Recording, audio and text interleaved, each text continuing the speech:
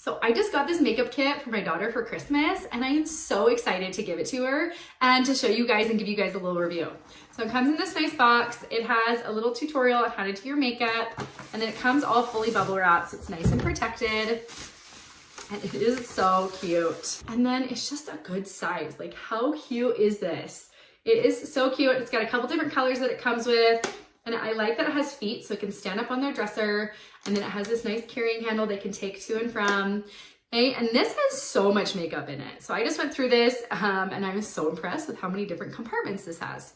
So it has this little button here that you can kind of pull up.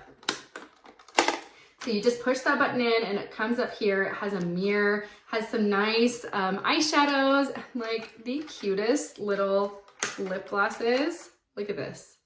Like, look how cute and little. So that just stays in there. And then it has blush and nail polish, and then a little thing for your fingers and a nail file.